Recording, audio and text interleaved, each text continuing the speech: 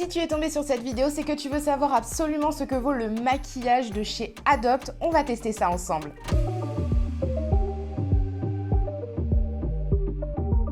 La marque Adopt est une marque made in France et les produits sont made in Europe, par conséquent cruelty free. La vendeuse m'a indiqué que certains packaging étaient recyclables et j'ai trouvé ça super parce qu'en fait la boutique récupère certains packaging, je crois que c'est ceux qui sont en carton et ceux qui sont en verre, pour les recycler et par conséquent ils vous offrent 20% de réduction sur le prochain produit que vous achetez, mais il faut que ça reste le même produit. Mais vous pouvez tout à fait varier, c'est-à-dire que si demain je vais rendre mon mascara parce que je l'ai terminé, je peux avoir 20% de réduction soit sur le même mascara, soit sur un autre mascara.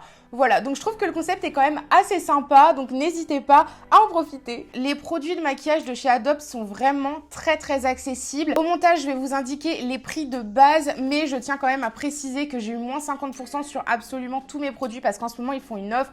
Mais à l'heure à laquelle vous regardez cette vidéo, peut-être que cette offre n'est plus d'actualité, donc je vais vous afficher vraiment les prix de base. Je vais commencer avec la base de teint, donc c'est la Cover First, base de teint matifiante. Matifie le teint, formule légère et non grasse, teint universel, non comédogène. Donc ça, c'est super. On dirait de la base pour les pores, c'est bizarre. Je sais pas si c'est une base matifiante ou floutante pour les pores, parce que... Elle a explosé. Ça a vraiment la texture des bases floutantes.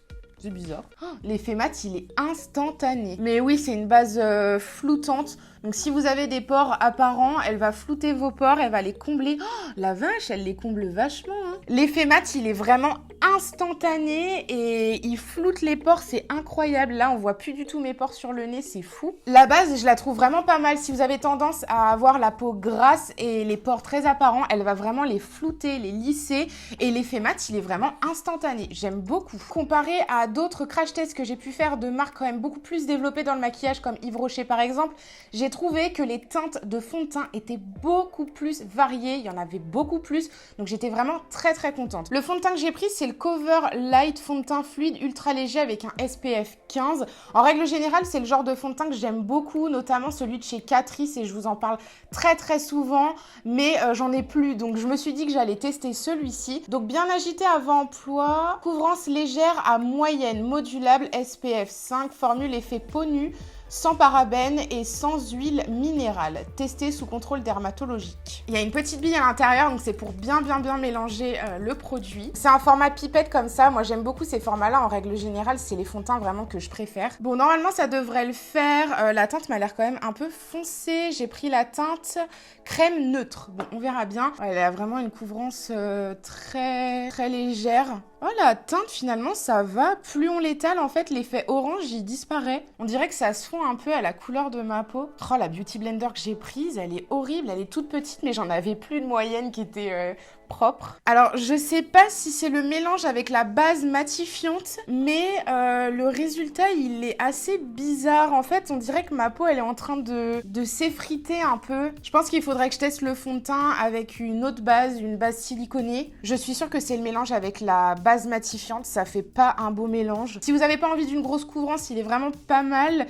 Par contre, le mélange avec la base matifiante 0, je sens vraiment que c'est à cause de la base. Donc à tester avec une autre base, parce que là pour l'instant il n'est pas validé le fond de teint. On passe à l'anti-cerne, donc j'ai pris le Cover Correct, correcteur liquide haute couvrance. Et qu'est-ce qu'ils disent dessus? Camoufle les imperfections et réduit l'apparence des cernes. Ok, bon, c'est un anti-cerne classique quoi.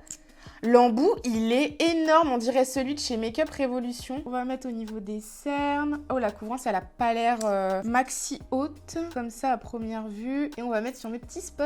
Bon, ça a pas mal camouflé mes petits boutons déjà, ça va. Après, bon, je sais pas si c'est la Beauty Blender que j'utilise qui fait des traces, mais la couvrance, elle est quand même hyper présente, hein, la vache. Franchement, par rapport à la couvrance, je dirais que c'est moyenne à haute. Ils précisent pas sur le packaging, mais la couvrance, elle est vraiment pas mal, hein. Je l'aime bien ce petit anti-cerne. Par contre, c'est un anti-cerne qui est quand même assez sec, je dirais, qui tire vers le matifiant. Et du coup, ça fait comme des petites traces. Mais en vrai, il est quand même pas mal. Bon, il parle un peu dans les plis, là. Faudrait que je ferme mes yeux comme ça pendant 5 minutes pour attendre qu'il sèche. Bon, le lenticiel, franchement, il est vraiment pas mal. J'aime beaucoup. Il a une couvrance moyenne à haute, mais c'est pas non plus maxi couvrance. J'ai pris une poudre fixatrice et matifiante. Donc celle-ci, c'est la poudre fixatrice et matifiante. Et c'est tout. Ils disent que ça, ok. Ouh, elle est assez poudreuse. Donc on va faire le dessous des yeux. Elle matifie bien, hein. Elle a pas cet effet flashback, donc ça c'est bien, j'aime beaucoup. Bon, la poudre matifiante, elle est pas mal, elle est pas non plus incroyable. Là, je sais, mais franchement, je crois que c'est la base de teint. Elle est atroce. Elle matifie tellement le teint, ou alors elle est pas adaptée à mon type de peau. J'ai la peau mixte à normale parce que je luise, je brille pas énormément.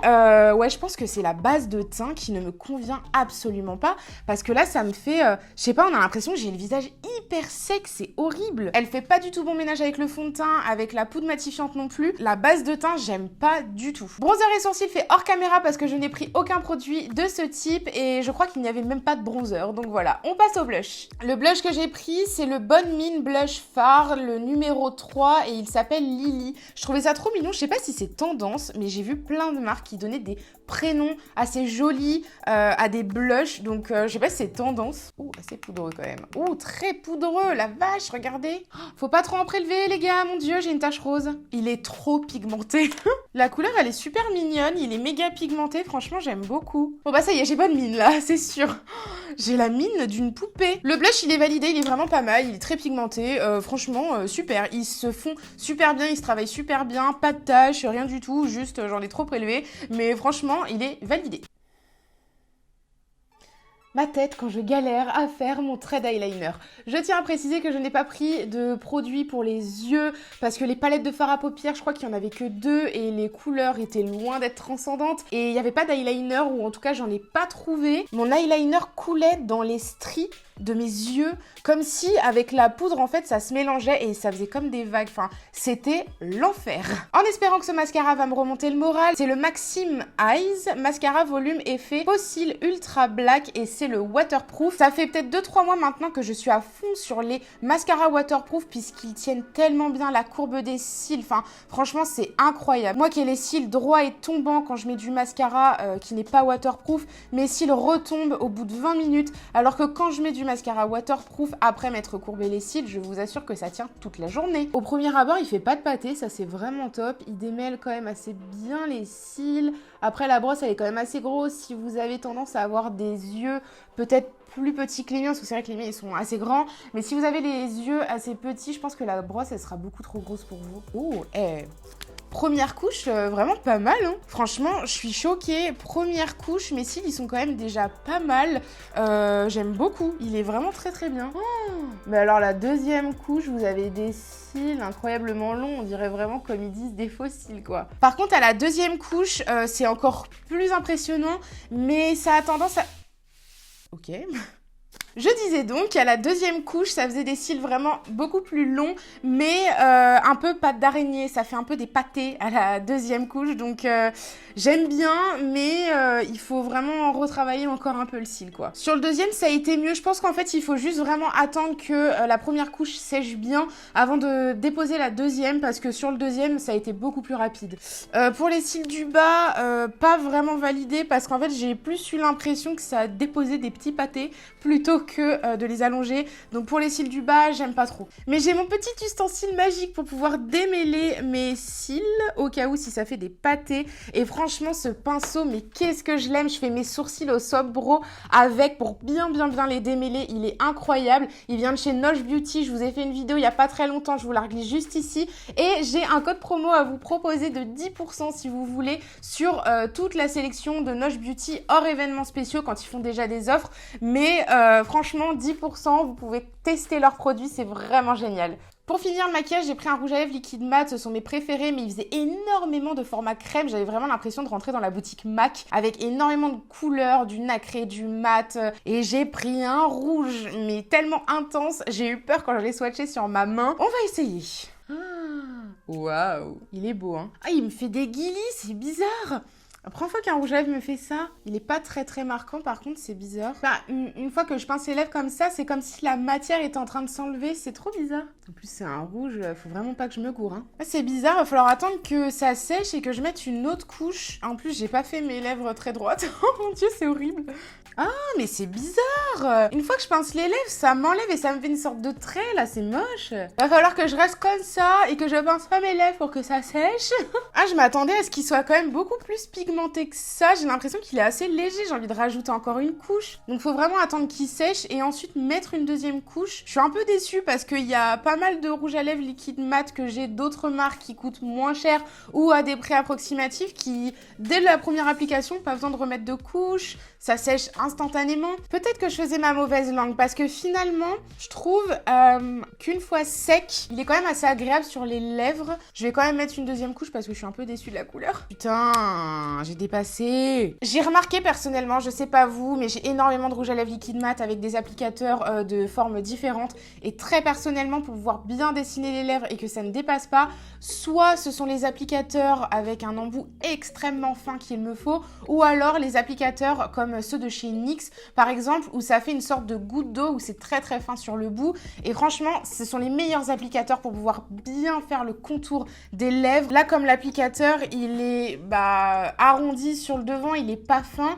ça fait que du coup, ça déborde, donc je suis pas ultra fan. Mais la couleur, elle est vraiment super jolie, il est très mat, je le sens quand même un peu sur les lèvres, mais c'est parce que j'ai mis 2 couches. J'ai juste un petit peu peur, c'est qu'il s'effrite. En tout cas, sur les rebords ici, j'ai vraiment la sensation que ça va s'effriter au fur et à mesure de la journée. De toute façon, je vous fais un update à la fin de cette vidéo. J'ai terminé de tester les produits de maquillage, mais on a encore le démaquillant à tester, mais je ferai ça en fin de journée pour qu'on puisse vraiment faire un update complet de la tenue de tout ce maquillage. En tout cas, pour les produits de maquillage, je suis un petit peu déçue. Il y a quelques petites pépites que j'ai vraiment appréciées, notamment, bon, le mascara, il est pas mal. Le blush, il est vraiment très bien. Le fond de teint, en soi, ça va. La base matifiante se mélange super mal avec les produits que j'ai ajoutés par la suite. Et la poudre matifiante, je pense qu'il faut pas la mettre au-dessus des yeux. En tout cas, si vous voulez utiliser des fards gras ou un eyeliner liquide, ça va partir dans les stries. Donc, je n'aime pas du tout. Sinon, le reste, c'est vraiment pas mal. Je vous laisse avec la partie démaquillage. On va tester le démaquillant, donc c'est le Repulpe Action huile démaquillante nourrissante à l'huile de sésame bio. Retire tout maquillage, même waterproof, remove all makeup. Ok, c'est en anglais, c'est la même chose. Niveau démaquillant, ils sont très complets, donc il y avait de l'huile, il y avait de l'eau micellaire, un démaquillant classique en crème, et vous aviez aussi un démaquillant biphasé, donc franchement je trouvais que c'était quand même assez complet. Moi je préfère les huiles, donc je suis partie sur le format huile, et il est censé enlever aussi le waterproof, donc on va voir par rapport aux yeux. Le maquillage, au niveau du teint, finalement, au fur et à mesure de la journée, franchement, pas mal, ça a bien tenu. La courbure de mes cils avec le waterproof ont très bien tenu, ça j'ai beaucoup apprécié. Par contre, le rouge à lèvres, bon, il a tenu, mais il s'effrite, c'est horrible. À l'intérieur, ici, il s'effrite, c'est pas agréable sur les lèvres. Là, j'ai une petite peau, j'ai une petite barre là qui s'est barrée. Enfin, franchement, j'aime pas trop le rouge à lèvres. Oh, elle est assez liquide quand même. Hein. Oh merde, j'en ai foutu partout. J'en ai foutu partout. Bon. Ah, elle sent l'huile de colza un peu. Ah, la vache, elle démaquille, elle décroche bien le waterproof. Je vais en remettre un petit peu pour les lèvres. Oh la vache. Elle est trop liquide par contre. Ah la vache. Elle décroche super bien le maquillage. Hein. Par contre, l'odeur, j'aime pas trop parce qu'elle est vraiment... j'ai l'impression de mettre de l'huile de colza là sur mon visage. C'est trop bizarre. Ah mais mon dieu. Bon, je vais aller rincer tout ça. Alors pendant le rinçage, ça s'est super bien décroché. Même le rouge à lèvres, franchement, je vous avoue, j'avais vraiment peur que ça décroche pas bien le rouge à lèvres parce qu'il était quand même assez marquant. Le rendu sur la peau, il est hyper doux et je suis trop triste parce que du coup, j'ai pas terminé mes soins. Il va falloir que je fasse le double nettoyage. Donc je nettoie mon visage, que je mette mon sérum, ma crème hydratante. Du coup, je suis un petit peu déçue parce que ce fini va pas rester finalement. Mais vraiment, ce démaquillant, il est vraiment top, il est validé. En tout cas, j'espère que cette vidéo vous aura plu. N'hésitez pas à me rejoindre sur TikTok, sur Instagram. Si vous avez des questions, je réponds à tous mes messages sur Instagram. À vous abonner sur YouTube. Je vous fais plein de gros bisous et je vous dis à la prochaine.